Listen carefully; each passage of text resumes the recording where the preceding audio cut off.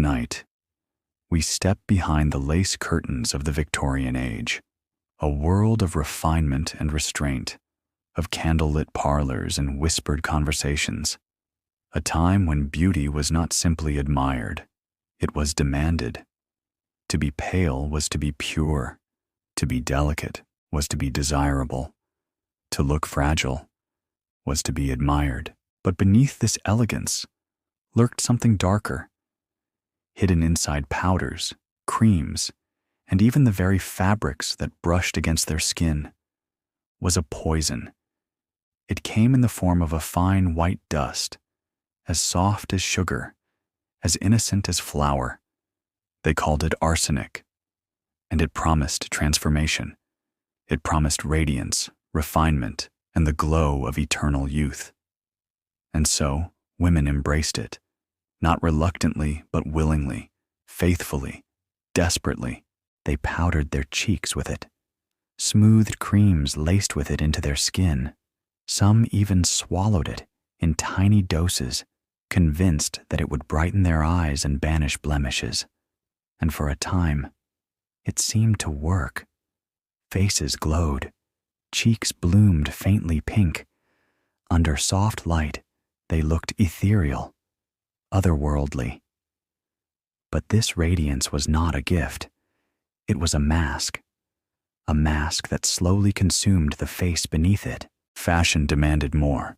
Not only the face, but the body, too, was wrapped in arsenic's glow. Brilliant green dyes, made from copper arsenite, transformed gowns into shimmering jewels. Wallpaper glowed with luminous patterns. Even flowers, painted and pressed, carried the poison into parlors and drawing rooms. Everywhere the eye turned, beauty glimmered. And everywhere, poison lingered. The powders that smoothed skin began to burn it. The creams that promised youth left rashes and scars. The gowns that sparkled in candlelight carried invisible fumes that sickened lungs. And so, the very beauty women longed for became the very thing that destroyed them. This is the poisoned beauty craze, the story of how refinement became ruin, how women, in the name of elegance, courted shadows instead, and how fashion, in its pursuit of perfection, left behind not just gowns and powders, but ghosts. In Victorian society, beauty was more than admiration. It was survival. A woman's appearance was her introduction, her reputation, her currency, and no feature mattered more than her complexion. To be pale was to be pure. To be untouched by the sun was to be refined. Skin so delicate, it seemed carved from porcelain. That was the standard of the age. To achieve this look, women turned to powders. Not harmless chalks or flour, but powders infused with white arsenic. It was called cosmetic powder, pearl powder, sometimes even complexion wafers. Shops displayed them in ornate tins and elegant packets. The advertisements promised miraculous effects, smoother skin, a brighter glow, freedom from freckles and blemishes. The secret, they said, was purity. What they did not say was that purity came laced with poison. In the quiet hours of morning, women would sit at their vanities. They dipped soft brushes into powder, tapped the excess into porcelain bowls, and pressed it gently across their cheeks. In candlelight, the result was breathtaking. The skin gleamed faintly, as if glowing from within. It was the radiance society admired, the radiance women believed they could not live without. But arsenic does not remain silent for long. With time, the powder seeped beneath the skin. Faces once admired for their glow turned gray, then blotched with eruptions. Cheeks lost their warmth, lips their color. Hair grew thin, teeth loosened, the body weakened. And yet, women continued. For beauty was a chain they could not break. To appear without powder was unthinkable. Better to suffer privately, than to be seen publicly without the mask. Letters and diaries tell us the truth. One woman wrote that she dared not leave her rooms without her arsenical powder, even though it burned her skin each night. Another confessed she was praised for her beauty even as her strength waned, her face fading into something ghostly. They were not blind to the price, but they paid it willingly, because beauty was not just vanity, it was survival. And so, each morning, the ritual repeated: brush, powder, mirror, smile. Behind the glow, the poison spread silently. Every powder jar, every wafer tin, every elegant puff of dust carried women closer to ruin. But in the eyes of society, their pale faces were perfect, and in the world they lived in, perfection was worth the price. Beauty in the Victorian age was not confined to the face. It extended to every thread of fabric, every accessory, every wall a woman stood beside. And in the mid-1800s, one color reigned supreme, a shade so brilliant, so luminous, that it seemed to glow from within. They called it Scheele's green. It was the color of envy, the color of elegance, the color of death. Scheele's green was created with copper arsenite, a compound that made the pigment dazzling and deadly. At first, no one knew. Dressmakers cut and stitched the fabric with bare hands, inhaling its dust. Mothers hung green wallpaper in nurseries, believing it cheerful. Artificial flowers were painted in it, tucked into hair, pinned to hats. But with every breath, every brush of fabric, every hour spent in a glowing room, the poison spread silently. The stories began quietly.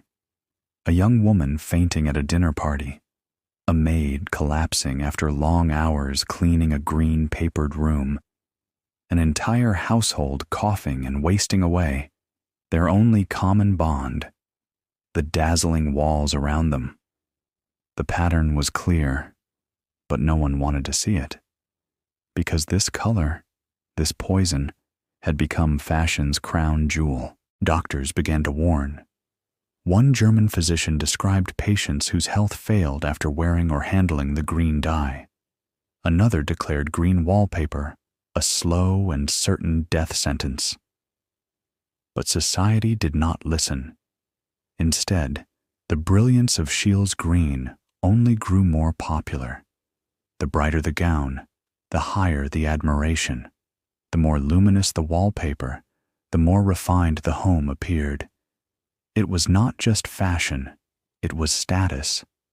And status was worth the risk. Rumors spread of brides who fell ill on their wedding nights, their emerald gowns leaving rashes across their skin, of children wasting away in brightly decorated rooms, of women whose fainting spells became nightly occurrences, always in gowns that shimmered green.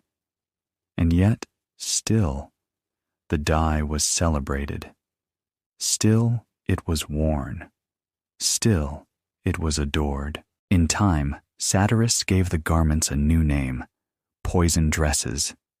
Caricatures depicted women twirling in ballrooms, skeletons beneath their gowns. But satire was not enough to kill the craze, because beauty is rarely silenced by truth. And so, women continued to dance. They danced in brilliance. They danced in poison.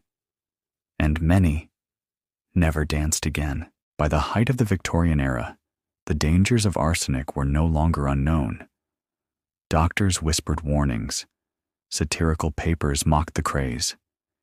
Yet still, women powdered their faces, slipped into emerald gowns, and swallowed arsenic wafers with tea. Because beauty, in their world, was not indulgence. It was expectation. It was a woman's armor and her cage. The powders burned their skin, the creams left rashes, the dyes sickened their lungs. And yet, each morning the ritual began again. Brush, powder, smile, ball gown, dance, collapse. For without beauty, A woman risked being dismissed, ridiculed, forgotten. Some even sought beauty from the inside out. Pharmacies sold arsenic wafers, tiny pills, dainty and pale, that promised to brighten the eyes, clear the skin, and gift a radiant glow. But the glow was not life. It was death, worn as elegance. Teeth loosened, hair thinned, stomachs ached, and still women returned to the wafers, convinced that without them they would be invisible. Diaries reveal their struggle. One woman wrote that she dared not leave her rooms without her arsenical powder, though it left her weaker by the day. Another confessed she could not face society without her wafers, even as her health failed. They knew the truth, but the truth was powerless against expectation. Even the wealthy were not spared. Society demanded that brides shine brightest of all, and so emerald gowns became wedding garments. Whispers spread of brides who fell ill on their wedding night, their glowing gowns leaving rashes on their skin, their joy withering into sickness. And yet, the next season, new dresses were sewn, new powders sold, new promises whispered, because fashion feeds not on safety, but on sacrifice. The cost of elegance was not only measured in bodies, but in silence. Families did not speak of arsenic. Illness was called a nervous ailment. A fading woman was said to have a delicate constitution. Society wrapped the poison in lace and polite phrases, but the truth lingered in every parlor, in every powder tin, in every fading face. In the end, women were trapped. Without beauty, they lost their place. With beauty, they lost their lives. And so, they continued the rituals, each day painting their faces whiter, each night removing the mask, until the mask and the woman became one, until beauty itself was indistinguishable from death. By the final decades of the 19th century, the whispers had grown too loud to ignore. Women collapsed at gatherings. Children coughed in nurseries painted in brilliant greens. Dressmakers wasted away in dim shops, their hands blistered, their lungs failing. Arsenic was claiming lives in silence. And though society tried to deny it, the evidence lingered in every pale, fading face. Doctors began to speak, at first cautiously, afraid to condemn what society adored. But their reports grew bolder. One physician described a parlor papered in green as a slow and certain death sentence. Others warned of powders that burned skin, creams that hollowed the body, dyes that choked the breath. Still, their words were little more than whispers against the roar of fashion. Satirists, however, wielded sharper weapons. Cartoonists filled newspapers with grotesque sketches of vanity turned fatal. Women powdered into skeletons, brides glowing in green gowns, only to crumble into dust. The illustrations were cruel, but they were also true. And yet, the advertisements continued. Manufacturers soothed their customers with careful words: refined, purified, safe. The word arsenic seldom appeared, hidden behind elegance and reassurance. Women, desperate to believe, accepted the lie, because to face the truth was to admit their own ruin. But the tragedies could not be concealed. Stories spread of society women who wasted away, their beauty preserved in portraits even as their bodies failed, of maids and seamstresses who collapsed suddenly, surrounded by bolts of poisoned cloth, of entire households ill from nothing more than the green walls around them. The whispers became part of daily life, a faint echo in every powder jar, a ghost in every dress.